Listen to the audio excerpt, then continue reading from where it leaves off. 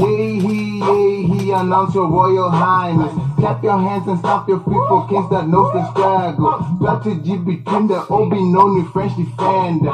Try to make your way with the Budapest gambit. So unstrategic, pathetic. Anyways, Joe, what up? Yeah, man. What's up? I'm good. Are you? I'm good, and I don't know what to feel because I'm nervous in a way. Because I usually do this solo. Yeah. I don't even know how to. So you guys so forgive me, and this is a blessing because it's our first journey with a guest, and he's our first ever guest. So you guys will tolerate because I'm not really mainstream, so just bear with me. So yeah, this is So Hygiene, and I named it So Hygiene because I'm really interested about what keeps the human soul healthy. Because we see high profile people who have everything still commit suicide. So definitely wealth is it's not it. Sure. So that's why I call this soul hygiene. And if we're gonna say soul hygiene, it means we're talking about the cleanliness of the soul, sure, what it takes to clean it, how to clean it and stuff like that. And I believe that the only solution to that is truth.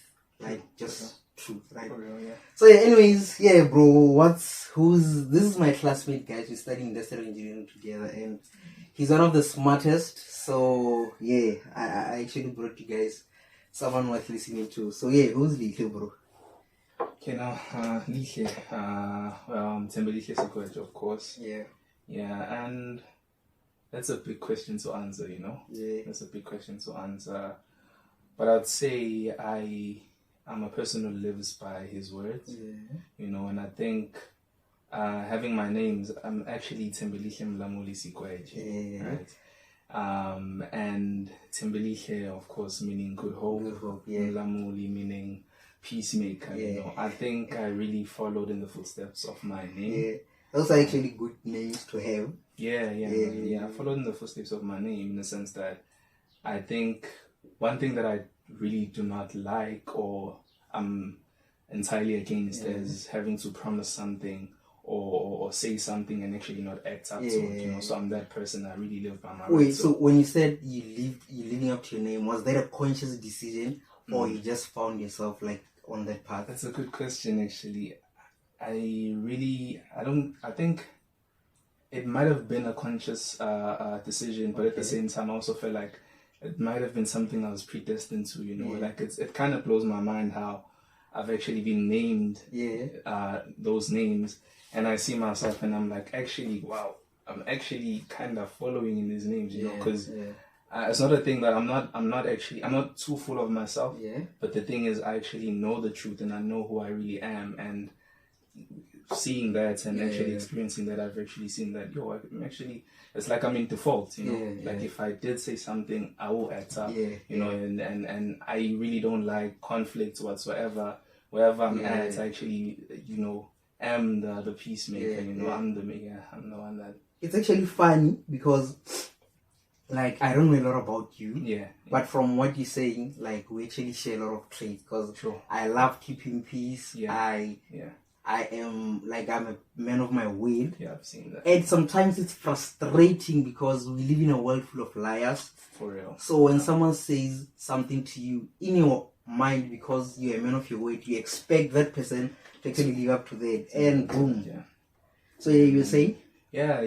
Just on what you just said now, it's really, it's not the best thing, you know, being the person that you are in this world, you know.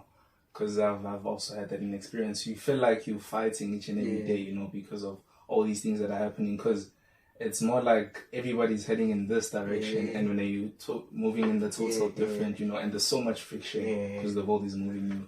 Okay, so before we get it to that, because that's interesting. Yeah. Where are you from? Like, where am I from? Originally, your birthplace. My birthplace. So I am from Johannesburg, Gauteng, Johannesburg. In Wheelers Farm, a place called Majazan. I've never heard of it. Yeah, it's a pretty interesting place. What's it like? Is it like a township or suburb? It's a township. You know. in Kulele Kona. But my father was living in a Dale. In a Dale, which is more of your middle class suburbs, whatever, yeah. So wait, did you spend like, how much time did you spend at the Kasi?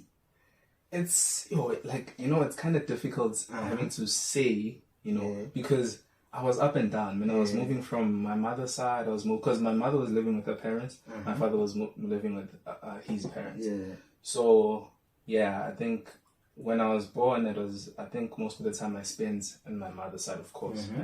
But then there was, I think about the same time my father paid lobola for my mom, so they took her into my father's side, which was, my father was also living with his mother. So, I think I grew up there, but I also went back and forth, back and home, And then there were times whereby I would move back to my mother's side and go live with my granny, So I think I've had the best of both equally, I've had. So, okay, that's interesting because, like, how has you strike me as someone fearless? Yeah. Where does that come from? Does it come from the Kasi? Yeah, most definitely. The thing is, that's a funny. Again, it's kind of funny because I have an uncle. Monodisi. Simbiza no Snooker. They call him Snooker because Snooker must have pool. He has like big eyes, so they used to call him that. So that guy. So Machazan is a very small township. They knew that guy. Machazan, yeah. Okay. It's a very small township. They knew that guy. The whole, like, across the whole hood, they knew him, and they knew that guy, like, was shy, or whatever, like, he was that kind of guy. So I think growing up, and I heard these stories, like, it kind of inspired me. With, no, my uncle is like this, so I can't fear, And it's not a thing of, I had the type of energy that, no, if something happens, I'm gonna call my uncle. No, it's something, I feel like it's something that, like, just when I also acquired it routine. I mean, like, no, nobody's gonna do me anything, And not even knowing Uti, not even being a person who likes fighting or whatsoever, but it was a thing of nobody will do anything to me. I just had that trust, somehow, I don't know. Yeah, so I'm super fearless, and that's because of that, man. So I'm gonna ask personal questions. You don't mind, right? I don't mind, man. I don't mind. So, where do you think, or what's your grand vision? Because before, I wanted to ask you why are you here at Cput? Okay. And then I'm like, okay, let me understand your bigger picture first before I come here. And okay, let's just get to that. What's your bigger? And you don't have to say maybe be a billionaire.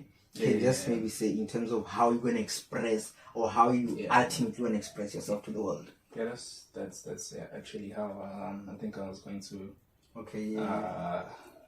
answer that, because it's so easy saying I want to be a billionaire. Of course I want to be a billionaire, but I think my vision is to live totally free, live free, and let me just not go there.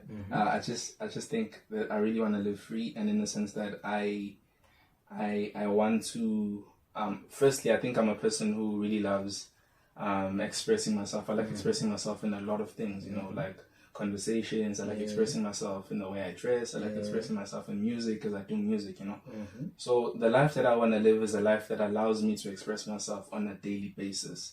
I don't want to be living in some type of planned system or whatsoever that kind of like cages me into this way of doing things. I really just want to live my life based on my intuition and my feelings, and and how I want to express it, and my values and my goals, and so it's a thing of I really want to be heard. I want my voice to be heard. That's and it's, I think, being heard is, I don't know whether to say it's much more difficult today because there's a lot of voices, or to say it's way more difficult. It was way more difficult in the past because there was no way to get your voice out there. So which one is more hard in this case? Like, is it because maybe there's a lot of voices, or maybe it's hard because, which one would you prefer? Having to break out in the midst of a lot of voices, or having to break out in this hard situation where you have no place to even express yourself? I think I prefer this one when I have to break out when there's so many voices because I believe that I have something different to offer. You know, I think the bigger vision, the bigger vision that you were talking about for me is having to influence. I just feel like more than anything, the most powerful thing that someone can like give to you or is how they impact you. You know, like I really live to impact people. You know, because I feel like I've also been impacted some kind of way, and if I do, you know, it's like I'm continuing a cycle of growing, of learning. I have this year. You know, you know. So it's a thing of I really think I would prefer it now because I know I have something different to offer. You know, I have something different to stand for, which I believe and I see that it's not really been. You know, it's not really been executed enough. You know, I don't think what I stand for, what I believe in, has been executed enough. So I think I would be okay in this type of environment or in this type of setting. My next question is, okay, it's why Cput and why you're here, right? But also, I'm also like, as you're speaking, I'm thinking about, I'm always interested in the why. Like, if you say, okay, guys, I'm driven and you have these billions and whatever, how come you found yourself as a person who's driven, who's really motivated? Like, how did that come about? The deep motivation that you have, the confidence, like how did all that come about? I don't know. I'd say maybe is it because of how you were raised up? Like like what? How did that come about? Okay, my family. I think my family raised me in a way. They raised me in a situation or in a condition where, you know, you're allowed to set goals. You're allowed to dream and aspire. You know, and you actually they put you in a position where you're accountable of whatever you're into. You know, it's like, okay, right? Sharp, you at school. You have to work hard. You know, you have to work hard. You have to. We paying for you. You know, we paying for you school fees and everything. You know, and I think from an early age, I really understood. I understood the weight of your parents whatsoever investing in you. You know, so I've seen that, and I feel like firstly started as a thing of I don't want to disappoint them. You know. But then the more I grew and the more I saw people and the more I saw how actually your life becomes when your dreams come true, when you fulfill your dreams. I've seen that how your life becomes, and I was like, oh wow, I really want to live that life, you know, because I really want to live a free life. I really want to live a life where I feel fulfilled. I feel like what my idea, you know, like I feel like for instance, having to see your idea being, you know, used by someone or something, you know, it's just a thing of that. I think the people who've previously accomplished their dreams or whatsoever, they've really inspired me to be that person. And more to that, I think, because I told you that I lived in two different settings, which was Areece and living in a middle class suburb. I saw the conditions of living in Areece. You know, I saw it's not your best conditions. I've seen what's the worst that you saw in Areece? Because I never grew up in Areece, right? I've only visited like Areece. Sure. And like it's the most I saw maybe is someone being robbed. Or maybe people fighting. I've never really seen like real stuff. That's nothing. What really happens in Areece? That's nothing, man. The robbing is nothing. Robbing is like, oh, banjingu dog. You know.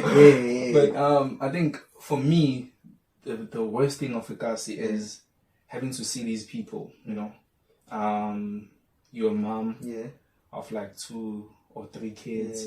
You know, you're living in a house. Maybe you live in your FPP house.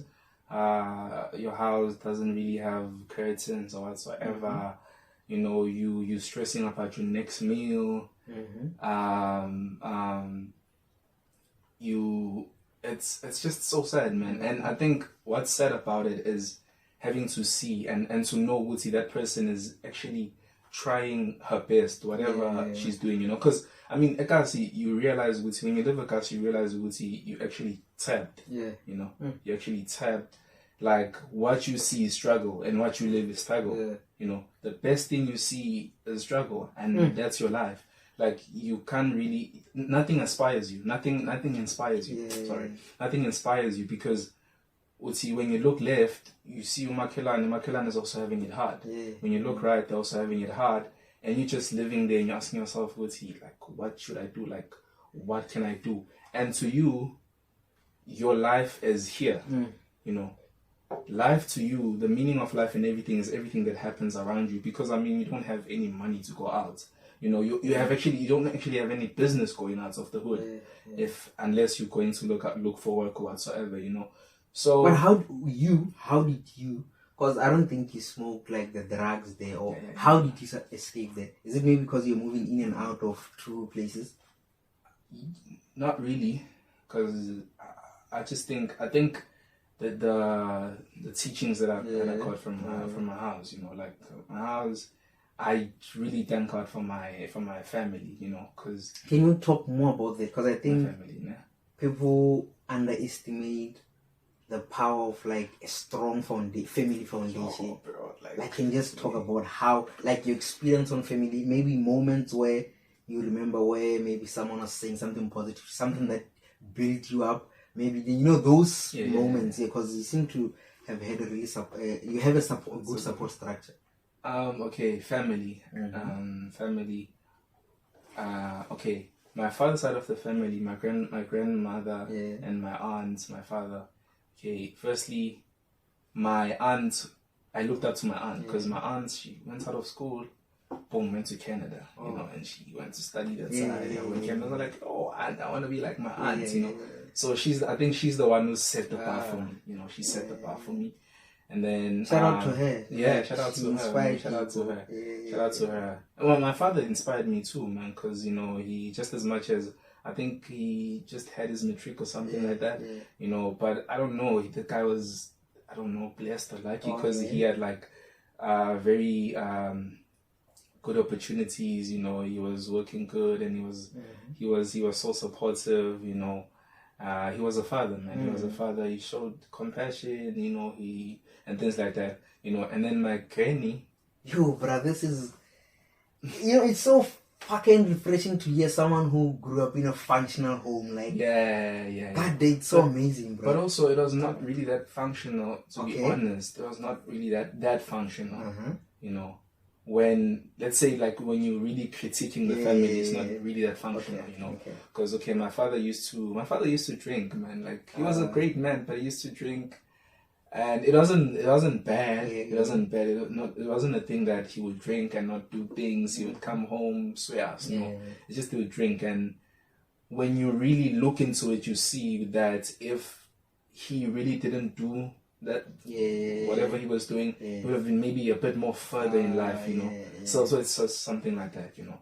But okay, sharp. And then my mother's side of the family, I think that's where everything happened. Typical African story from, you know, the mother's side. That's always. What happened, But also I also have to applaud and really appreciate my grandmother from my father's side because she instilled faith in me, you know. She instilled faith because she took me to a Christian school. I was in a Christian school, grade 1, grade 2. I was in a Christian school where when you're going to school, you have a Bible. Before classes, you go to church. You know? And she taught me that, and she was that type of woman. So I took from that, you know, from experience, you know, and the people that she helped. Like, there were people coming and chilling at my house, staying there, helping them. Like, that's, and it's crazy how that type of aspect of my father's side of the family was actually happening in my mother's side of the family, because I have my grandparents, and there was my grandmother, my grandfather, and they were living with their children and their children's children. You know, so so, and what they taught me, like, they taught me a lot. So my grandfather was a pastor, right? So he also instilled the whole thing of faith and believing in me, you know. So it was different layers of it, you know. You're one of the few people who have no excuse to fail in life. Like, you can't, because your history is really high. You can't, bruh, you can't. Yeah, man. So living in that family, I saw my grandparents taking in like my cousins who don't have families anymore coming to live with us. Taking in their children's friends, taking in like someone who's like 30 something and living in our home because maybe there's some sort of situation at their house, or she's struggling with something. They took her in, you know, and every time that person would have no worry of like a plate or a place to lay their head or whatsoever, you know. And mind you, these people, it's funny, these people. My grandfather used to work in like some factory now, where he was doing some steel work, you know. Funny, he's studying industrial engineering and you know, and he wasn't really getting much, honestly. My grandmother was a cleaner at a school, you know. So if you could take the net income of them, dog, it's not much. It's not much, dog. I fail to believe it was even maybe 10,000 or something like that, you know. I fail to believe that. Or if it was, maybe it was just that. You know. And you have like a house of like maybe 13 people living, and you actually providing for these people, you know. And they made it work. They made it work. They made it work, bro. They put me into school, high school. They put my sister. They put my my cousin, my other cousin, my other cousin, my other cousin. You know, I think these are the like true African heroes. These are the true African heroes, and these are the African stories we need to tell, bro. And it's not only me, and it was not only happening for me. As I told you, I was in the hood where people are struggling. You know, in my street, you'd find that there's a child who doesn't have shoes or whatsoever. My family was the first one all the time. My granddad and my grandmother was the first time all the time to stretch their hands. You know, to stretch their hands. And I think they taught me that when you do for someone, you're not doing for them, but you're doing for God. You know.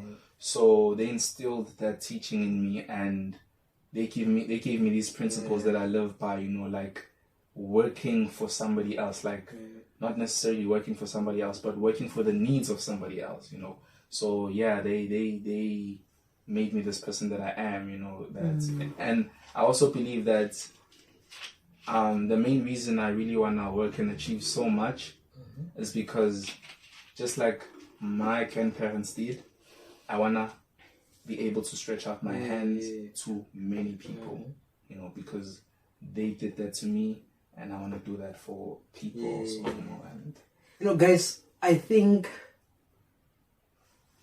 it's like, don't take time to invest in your family, like, because I'm listening to him, and for me, this is a great story of how I know him because we're classmates, and like, this guy is well mannered, this guy is smart, this guy is committed, and now just don't underestimate it. Participate in your family. And a friend of mine once said, Umafu, he once said to me, the first God you need to obey is your parents. And it didn't make sense to me at the time. And I'm like, even also in the Bible it says, guys, if you want long life, obey this.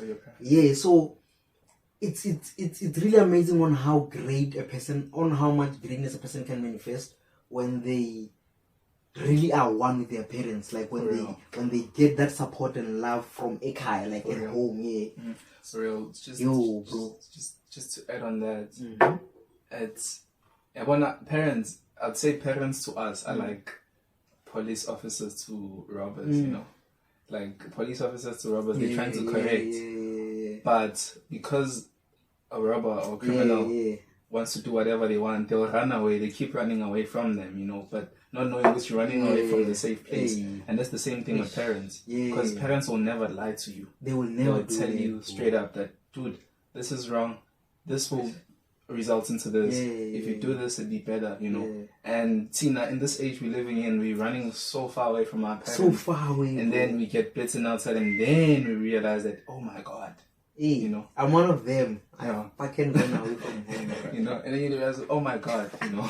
Yeah, So, yeah. yeah, man. So back to CPT. CPUT. Why are you here at Funny CPT? story. Out of all the places, why this one? Funny story, dog. I didn't plan to be at CPUT. Mm-hmm. That wasn't my plan. No one be ever there. plans to be here, bro. I Nobody didn't ever fucking plans. plan to be here. Yeah, Nobody plans to be here. So let me kind of backtrack, man, to how I got to here. Yeah. I was doing my grade 11. And you know what the funny thing is? Yeah. When I was doing grade 10, grade 11, you know, that's when the topic of where you go, Yeah, where you going to study, that's when it comes starts, up, you know. yeah. And then when it comes up a lot. And I never said any school, but I said, I just want to go to Cape Town. That's the words I kept saying. I want to go to Cape Town. Yeah, yeah. I love Cape Town. I want to be at Cape Town. I feel like that's where I want to live my life. Yeah. You know. And it's crazy how I think one thing that just made me want to come to Cape Town is I just love the ocean. Oh, I just love the ocean. You know, and I've already like been to Durban and so I was like, nah, Durban. I feel like Durban is a very I think Durban is a place for extroverts, man. You know, it's like it's out there. You know, it's always hot and it's for rock stars, there. Yeah, man. And I thought Cape Town for me seems like kind of chill, you know. So it's just that. So I was doing my grade 11. There's a lot that happened, bro. Like there's a lot that happened that led to this moment. So I was doing my grade 11. And I was struggling a lot with. I was sick. I was sick, and you know, I don't even know what was happening even now. Like I had headaches. I don't even think those are migraines, bro. It's just too much more. It was much more than that because I used to go to doctors and clinics and everything, and I'll get scans, and they tell me that they're not seeing anything. There's no symptoms of migraines or whatever. They're just not finding anything. And I was like, yo. So my whole grade 11 year, I was really struggling. I couldn't study. I used to write exams without studying. Totally. Get to an exam, haven't studied, just write, and that's it, you know. And how would you do? I'll just go hide. Like the results when they came back, how were they? I would pass, but I would just pass. You know, I would just pass. I think that's like the more you talk, I'm like, because I was also like there in high school. I just didn't study. I didn't give a damn about school. I'll just get 50. If the pass mark is 40, I'll get 45. 50. You know, that kind of thing is continuing. Yeah. So no, for me, like I really like used to set goals for me in school because the previous year, grade 10, I had the best year at school. Like I was, you know, I was achieving. I was killing. So I was sick, and so I think the last any form of learning or studying was when I was in class and listening. And even in class when I'm listening, bro, this headache is banging. Yeah, bro. This headache is banging. I used to sleep in class. Like I used to sleep not because I'm tired, but because I can't take the pain anymore. Like it felt like it was piercing, you know. And it was a continuous thing each and every single day that would happen, you know. And I prayed. I used to go to. I remember. At my church, I used to go to the bishop all the time. And which church was there? Amazing Grace Ministries. Who's the pastor there? Zakaria Mandla Zakaria. Oh, I don't know him. Yeah. Okay, So I'd go there. He'd pray for me all the time. He'd pray for me all the time. Nothing would happen, bro. I was like, yeah, when I'm like, you know. But okay, cool. So that resulted into my final results not being good enough. And you know this thing where you have to apply with your grade 11 results. I applied, you know, I applied in a lot of places. And of course, with the results that I had and the courses that I wanted to do, they were like, nah, dude, you know.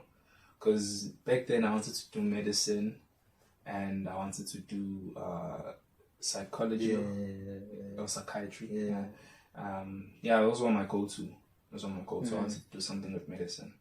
Yeah, you actually have the doctor kind of look like. Thanks, man. Take this as a compliment. So that happened. So my results weren't good. applied at places, didn't happen. Yeah.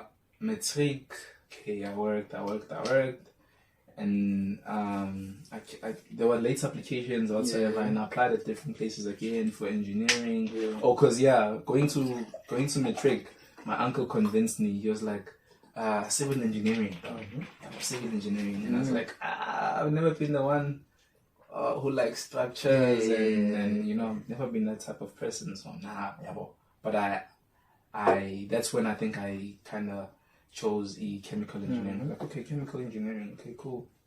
I applied late applications, but still I was using my grade 11 results. So, and then I happened to apply at Cput. There was this lady called Norma. Norma was a friend of my cousin.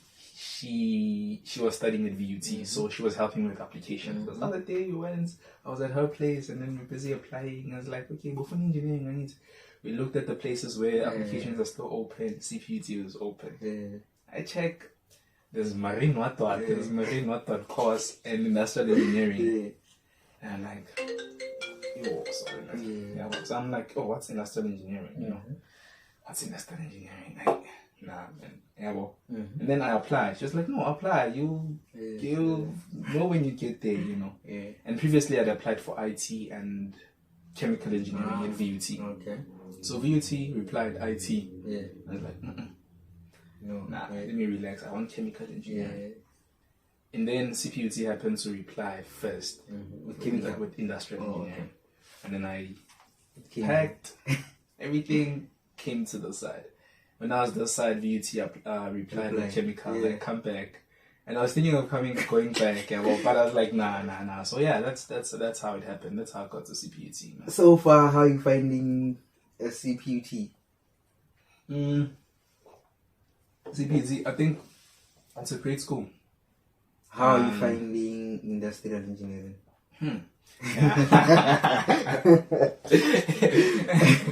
Industrial engineering is quite challenging, eh? It's quite challenging, mainly because of how how broad our course is, like you have to know different everything basically. You have to know different things. You have to know a bit of mechanical, civil, and all these things. So that's been kind of difficult, But yeah, it's nice, man. It's a very interesting course or career field. Yeah. I actually love industrial engineering. Me too, man. And I've grown to love it. Every year. And it's crazy because most industrial engineering we deal a lot with like optimizing, a lot of like solving problems and coming up with ideas and all of that, and actually understanding systems and processes and whatsoever. It's kind of matched the type of person that I am, because I'm that type of person. I'm very observant. I like listening. I like learning. I like implementing my ideas. I like problem solving. So I was like, oh, okay. So I actually grew to love it. It's at first I was like, but I found like this causes. I'm interested in it, but whether I'm interested in it or not, like, it's a powerful course. Like, it's a super powerful course. Super powerful. When you're an industrial engineer, basically you're like God, you're God because you control systems. You're trying to cause any plus for me, but yeah. So, how are you finding Cape Town? Like, not Cape Town, like Cput. You said you find it good, right? It's a good school. It's a good Recently we had a strike. Like, what did you think about it? I was waiting for the strike. Wow. That type of varsity doesn't strike. That type of varsity doesn't strike. I was really waiting for the. The reason I was waiting for the strike, man, is just that when I got here, they told me that 2019 there was a strike, and I was like, it was a movie, dog, and I was like, I wanna see the movie, And man, I enjoyed the strike, but up to a certain point. I I enjoyed the point whereby, you know, like they were taking people out of classes, like, no, you want our things heard, whatsoever. You know, I enjoyed that, and I really think that was an initiative that that needed to be done. You know, I think it needed to be done because honestly, when you think about this NSFAS thing of it changing its nonsense, it's nonsense. You know, when the year starts, that's crazy. You know, that's crazy. So yeah, I really thought that it had to happen. And also, Cput had to be held accountable of the students who were sleeping in student centers, in TV rooms, you know. So the library, and it's crazy how no answers have been even today said, even now. Yeah, well, how did the strike stop? Because till this day, I don't. Were there needs made to start with? But the strike has stopped. No, students who have less than 60 credits are still excluded. Students who don't have reses are still. Those students, they're still excluded. It's like they're still excluded. The ones without the 60 credits, they're still excluded. Still excluded. I have friends actually. Still excluded. So yeah, that's something that really needs to be looked at. What happened with? Because I heard that there was this form going on about filling the form when you get money for your travel costs. From Cput. Did that come to fruition? I don't think so. Man. Nothing happened to that, ne? Yeah, it didn't happen. So, what do you think? Because I think it's beyond Cput in the sense that almost every varsity has strikes, right? I, for one, I like the fact that I think as a country, we are we are good citizens in the sense that when we are dissatisfied, we have the ability to rise and say, guys, no, we are not happy with this. So I like that about South Africa. Yeah, me too. So, what do you think about varsities and strikes and the fees must fall thing? What do you think about that? Is that valid? Is that what up? Yeah, I think it's super valid, man. I think it's super valid because, I mean, we can go back way back, you know, deeper, you know. I mean, we're still victims. We're still suffering from the effects of apartheid, you know. Yep. We're still suffering, and that's the reason why when you check and you measure, you find that maybe 90% of the population of black people are in gases and in rough places. Then you find those who are able, you know, who are in the spaces where I think we all deserve to be as people, you know. So I think it's valid. It's super valid, and I think the only way that they hear us is when we actually strike. You know, and we're like, no, we're not doing this. Operations will stop, classes will stop. You know, but I believe in peaceful strikes. Man. I believe in peaceful strikes. I believe in resistance. You know, not vandalizing, just resist. But it was crazy on campus because I wasn't there to see the action live. I just saw the videos and what was happening in the guns and everything. Good. It was crazy. So, okay, the whole idea of the strike at first was resistance. We're not going in classes, and late at night we're gonna come out and we're gonna gather and we're gonna sing and whatever. I don't know what is happening, but this other day, it was on Monday, I think. It was on Monday. Later on, so Monday I went somewhere earlier on and I saw them gathering, and then when I came back, I had people say, today it's going down, you know, 7 o'clock. You know, there was even a time we all knew. During the time 7 o'clock, we all knew that it's going down. So 7 o'clock. So they would gather at 7 o'clock, and they would come at my house at Freedom Square, stand there outside. And then private security came. And it's crazy how private security, nothing was happening. The students were not vandalizing whatsoever, but they came there immediately. Started firing. They started firing. What's this thing? Tear gas. And they're so stupid because they're firing tear gas inside our residence. So it even comes into our rooms. So now we're forced to come out. But when we come out, they're shooting at us. So I was like, what's happening here? Is everyone forced to come out? Am I part of the strike? You're forced to be part of the strike now. So that's what happened. That's when the students started saying, oh, okay, so you're shooting at us. we'll show you. You could have been easily arrested, Mus.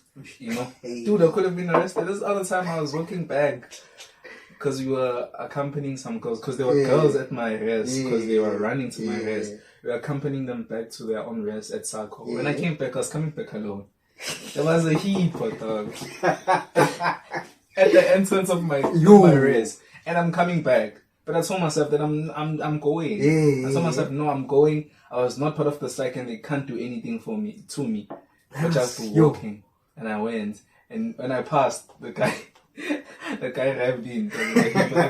Like yo, hip-hop, Joe, it's on its own. It's traumatic. It's full of authority that day. On its own, yeah. And so that's what happened. And then that's when the students started retaliating, and they're like, you know what? Because you're doing this to us, we'll show you. And they showed them, bro. Like, students were throwing rocks and it was basically, there was a whole back and forth, you know. And it went on to Tuesday. That's when police started coming. Then Wednesday was the peak of the strike, because they closed all the entrances coming into school. Any police coming in, you'd be in trouble. So yeah, man, that's what happened. That strike was because when the strike happened, like, you know, before I started the channel, I had that podcasting, like a Podbean. So, but I just wanted to, like, I've always wanted to do YouTube, but I wasn't really comfortable with my face being out there. I just felt like I was exposing myself. I get you. So when the strike came, I took one of the videos and posted there on Twitter. And I think now that post is standing on around 88 or 89,000 views, right? And for me, when I posted that, imagine I have maybe about 4 followers or something like that. And then it just boom. And like, the whole thing was now trending. I think the guys who made that whole Cput thing trend was, there were 3 people, if I'm not mistaken. It was this other guy, this other lady, and me. So like, it just blew up like that, and it was now trending. I'm like, wow, like, people love current affairs, especially where there's this kind of action going on. And for me, I look at it as like with this perspective that where great courage is displayed, like, it draws a lot of attention. Sure. Because it takes courage to really go. You don't have weapons, and you're gonna go against such a huge institution. This institution is huge and it's rich. It is. And you're gonna go against it without weapons, without bulletproof, nothing. And these guys are armed, bro. So it was a great story of courage to say, guys, we're not gonna take your abuse or anything of a kind. We need to be heard, and we know our rights. Yeah, bro. I'm just maybe not really happy about how the strike came to an end. Yeah, but you know, you actually come to a point where you understand why they do what they do, you know, because I really didn't understand why the students were shot at, because it was a peaceful strike. It was a peaceful strike. There was no vandalizing, you know. So I think when that happened, it they triggered the students. And this is, you know what? It's we burning down the buildings now. What did they burn? What's this? The control room where they do the very strategic, very strategic, bro. And I'm not promoting violence, but that was very strategic. That's what happened with the strike. So I usually like this guy posts, like, he knows famous people. That Dayton guy, what's his name? Sure. The famous guy who did a thing with John Legend. Oh, Mtanda Zukacha. Yeah, Mtanda. I know that guy through this guy because he posted on his status, and they talk like he knows him. They work together, and he knows people who are quite famous. And bro, I also know you through your music on. You used to post like your raps on WhatsApp. So let's talk about that part, because you seem to really like you want that part to happen, and like for real. Because I think you deserve to be listened to, because you have something. You know, people rap, people make music, but I think also with the current state of South Africa, club bangers are good. But bro, we need serious content now. We do. Yo. We do. I think music in the United States is celebrated so much, and it's where it's at because of the substance that it has. You know. Yeah, there's clap bangers and whatsoever, but there's substance, man. Yeah, there's substance. There's your Tupac, there's and there's your J. Cole's, your Kendrick Lamar's, So it's. I think we need that. Yeah. We need that as a country. We need to have music that has substance, so that we can also have something that tilts the whole world towards us. Because we looking there now. Everything happens there first, and then it comes down. Here, yeah. Yeah. So yeah, that's my thing. And what? Because even before we talk about you directly in music, let's talk about you listen to South African hip, or you do listen to it. So let's. I'm all for conversation and top 10s and top 5s. Yeah.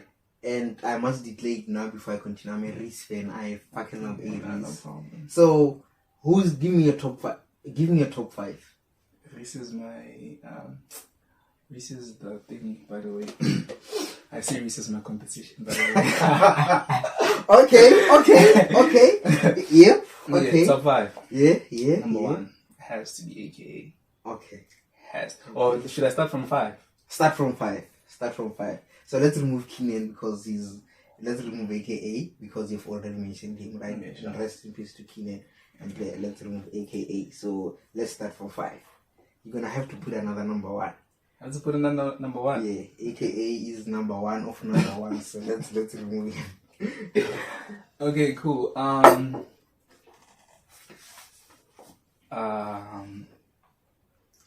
Reason. Okay. 5. Listen to Reason, dog. Yeah, listen to Reason. I don't know a lot of songs like by Reason. Yeah. I just know him from features and from the songs that I've heard. Yeah. They're like dope. But I never thought like he's dead like that. He's super, bro. His album Azania or something. I've never heard it yet. That's something you need to listen to. Okay. Reason, why am I forgetting these artists? Yeah. Always happens. Okay. People are gonna shoot me for this. Okay. Questa, of course, has to be there. Questa. KO has to be there. Okay, KO. I'm waiting. There's a lot of names that are flying over my head, and I wanna. No Nesty. Nesty has to be there. Okay. That's 4, ne? Yeah, that's you were on number 2. Yeah, the 5th one now. That's the 4th one. Yeah, but then because System Cput AKA, right? Between 1 and 2, I'd say Nesty and Areece.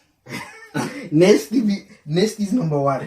Yes, and then Areece. Nesty's number 1. Yeah. Fuck, bro, you said number 1 Nesty. You're still explaining Nesty and Areece. Yeah. So yeah, I think Areece is a gangster. Areece is cool. Yeah, I understand why people would say he's maybe like more of a lyricist or whatever. Yeah. But Nesty too. Nesty is nice. Nesty for me is like Lil Wayne. Yeah. He's like punchlines and and I think I enjoy that more. Yeah. I enjoy that more. So yeah. Who do you enjoy most? Okay, before I ask that, give me your top 5 international. Top 5 international. In top 3. Let's okay, top 5. Top 5 international. Starting from 5. Rhapsody. Include like going back as but okay. And then let's see here. Then that's to be Saba. Okay, 4. That has to be Mick Jenkins. 3. And then J. Cole and Kendrick Lamar. Okay, I won't argue this list. You've mentioned really like heavyweights, and I like the fact that you mentioned a lot of like our Saba. People don't really listen to them. And really, guys, you must go check out this artists. Like, go check out this artist. They're really dope. Like, there's also this. I was listening to The Lost Peg by Flame that he released a few weeks ago. Yeah. His last song on that peg is I forgot the name, but he sampled a song by Snow called "I Want You Around." Oh, sure. Yo, artists like Snow, those people like really make nice music, and and there's this guy also called Dominic Fike. I don't know if you know him. He's really nice. So so now let's talk about you and music. Because honestly speaking, guys, if there's one guy that I think we need to change, like to work on changing the narrative when it comes to promotion. MT, you see MT where he is now. MT doesn't need that much promotion. He has a name. For real. Cristiano Ronaldo where he is, there's a kid somewhere who can really outdo Cristiano and Messi. But now there's no platform, there's no even coaches, there's nothing like that.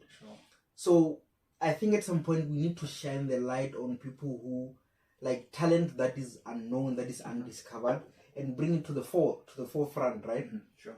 So I think you're one of those people who need to be heard. Because honestly speaking, this guy, I don't know if you know him, Penel the Black Pen. That guy is, I like his ideas. I disagree with him here and there. And there are times where he talks about, I agree with him a lot when he talks about you have to earn to live. Breathing in and out here on planet Earth, you need to earn that. Yes, you are born, now you're an adult, but you need to serve this planet now. If you don't serve it, even the Bible says, he who does not work should not eat. So not necessarily employment, but doing something. So I think you need to be heard. Like you have like genuine ideas, needed ideas. So when it comes to music, bro, I really wish you all the best. And I like the fact that you said, "Hey, this is a competition." That's nice. That's confidence, and that's confidence on another level. That's confidence. Someone would have said, "Where you are now, you told me that you released 2 songs, right?" And imagine where you are. You're saying Areece, bigger as he is.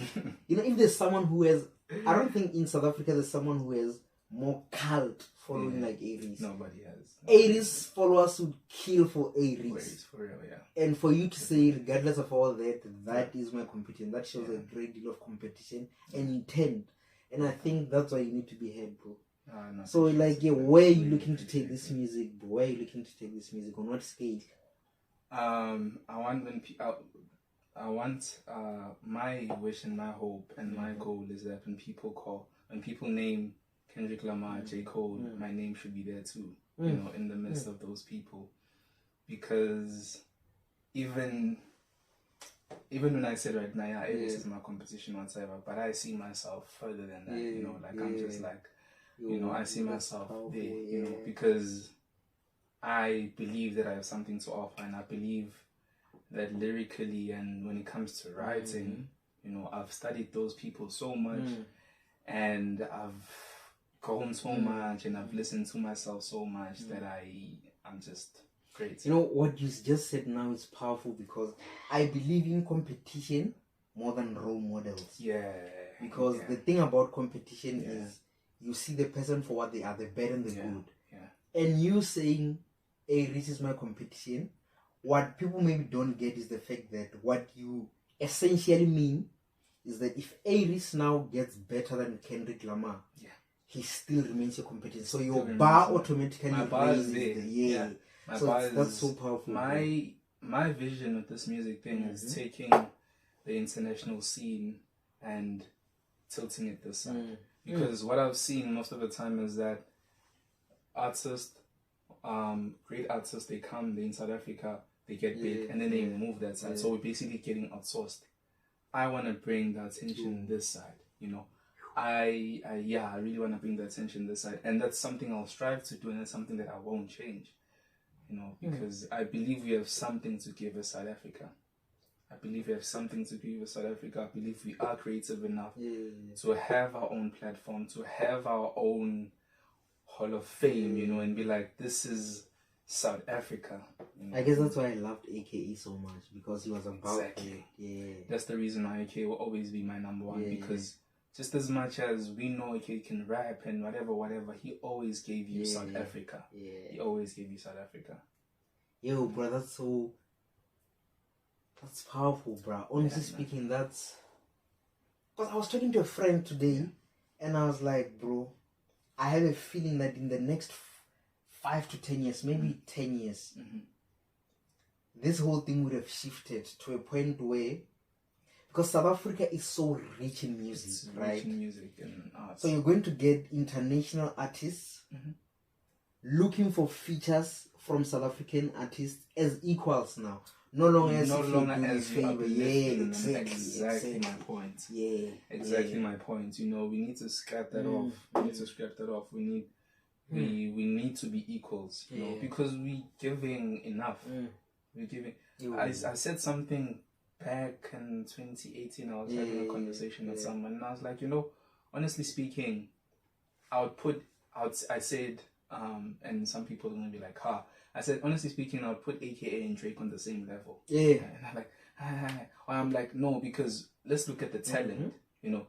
Don't look at the don't look at it from the scene perspective, you know. They in different scenes, of course. He's there, AKA is here, but I put them in the same level because just as much as I can be able to listen to Drake and go crazy for a Drake song, I can actually do that with AKA song too and go crazy. You know, and it says a lot. It says a lot. You know, and that's interesting because when you say the scene, it's like you're saying, guys, if you were to put maybe AKA and Drake in the same environment, the result would be amazingly different than what you expect. Because now, what Drake has access to, also AKA has access. The same experience that this guy has, now he has. With the level of talent that he has. So now, it's because have you listened to Mess Country? Yo, bro. The album is amazing. Have you listened to Today's Tragedy, Tomorrow's Memory? Yo, bro. That tape is amazing. Like, that tape is amazing. Yo. You know, that tape is Yo, amazing. bro. Yeah, well, so, yeah, man. So Tomorrow's Triple TM and Mass Country. And that's those projects are amazing, man. Those projects are amazing. So I think we are equals with them, but we don't know that. We don't believe in that. So it's just so that's my vision. That's my passion, and I know that's gonna be hard. That's gonna be super hard, you know, because you know how it goes. Immediately you enter in the scene and you're there, you're gone. You know. And I think that's one of the things that, because how Areece came out, right? Or how he came up, he took shots at the top guys. Yeah. And the way he did it is not the way like the people today do it. Yeah. And the concept behind taking shots at those guys there is to say, I like it because you aiming higher. You're saying whoever is at the top, that's where I'm going. Exactly. So it saves even the way going, like your work ethic, your passion and all is gonna increase, it's gonna match that level of desire as opposed to just, you know, wanting to be average. Yeah, exactly. Because also you need to remember that rap is also a sport. You know, rap is a sport. Rap is who raps better. You know, more than sharp. Rap is more than just that. You know, it's, you know, there's the concepts, there's, you know, the artistry behind it. But at the same time, there's that thing where there's this thing that you need to live up to. Like, you know, I'm the better rapper, you know. So you can't lose that as a rapper. You can't lose that as a rapper. And I think that's why maybe because they're saying the numbers now saying hip hop is on an international or a global decline, right? And I think it's because these rappers are forgetting that, or since you're a rapper, you rappers are forgetting that one of the things that made hip hop climb, or one of the things that made it global, is the idea of beefing. Yeah, for real. People don't want to beef now. And you know, back then, our 50 Cent and Jaru, not necessarily beefing like murder and stuff like that. Kill each other. But it's a sport. Exactly, it's a sport. Like, I'll tell you whatever on a song we meet up. Hey, what's up? You could, so. And they sold a lot of units because they were competing on that. I'm gonna outsell that guy. I'm not gonna be outsold by Jaru. Exactly. Jay-Z was competing with 50 Cent, and it's like they were competing with each other on sales, and that's why their sales were that much. Yeah, for real. So I think you guys need to start beefing. I think you guys just need to like really, especially if it's about the rap, because I think maybe a healthy beef is when you go for a rap and say you don't know how to rap. You attack his raps, it's not like him. Not, staying subjective, not objective. Would you beef? Yeah, definitely. But like, I wouldn't beef. I would kill whoever beefs with me, bro. Would you start a beef though, where you are like, okay, I have gotten enough traction, and it seems like right now, because of where I am, if I take a shot at Areece, he's bound to respond. Would you take that opportunity? Honesty. Well, there's an idea that I have. It's not as obvious as taking a shot at something, but it's something. So I would say, I don't know if I should say it. I don't know if I should say it. No. I think you can say it, and then we're gonna cut that part out, and when it happens, we're gonna release that part. Okay, sure, no problem. That's a good idea. So, do you know the Kendrick Lamar's Control verse? No. Where he mentions all the rappers that were booming at that time, like whoever. I know that you're good, but I'm trying to take you. I know that. I'm trying to murder you niggas. I'm trying to make sure that your fans ain't heard of you niggas. Something like that. Yeah. So I think if I do something mean, personally, if I know that I'm getting traction now, I'd make a song where I call out every relevant rapper and tell them that, dude, your time is up. Your time is up. Your time is up, and make it dope enough that whatever they try and throw back at it, it just lays, it lands underneath it, and I don't have to even say anything anymore. So, and I think if you try to start a beef, I don't think many rappers are gonna come to the party, because I realized something. A lot of South African rappers are scared of writing. They don't know how to write. The pen game, so it's only a few. For real, man.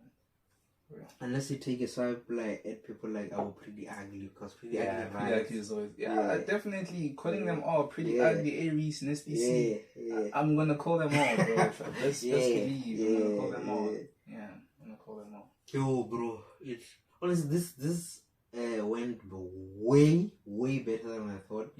Cause it's like, it's my first how this is gonna go, and but we here, and I think thank you for coming, bro. Nah, man, I appreciate it. Thank you for having me. Hey, bro, like I was like, nah, I need to have you here. People who have something to say, should be heard. Yeah, for real. Who have something to say should be heard, and the truth is, not everybody has something to say. Yeah, that's true. And those who, it's like there's one, my favorite scripture currently in the Bible is a scripture that says, there's an era that I've seen under the sun. Kings are walking, slaves are riding on horses and camels. So how can that be where a king is walking and a slave is riding on a horse? It's because the king doesn't even know that he's a king. The slave knows that I'm a slave, but this guy does not know that this is his horse. So I'm gonna take it. Exactly. I think that's what's happening in South Africa. It's powerful, man. But there's something that's happening now that people are actually beginning to take up their rightful positions to say, we're kings. We're kings, and all the best, man, with your life and everything. I appreciate it, man. All the best to you too, man.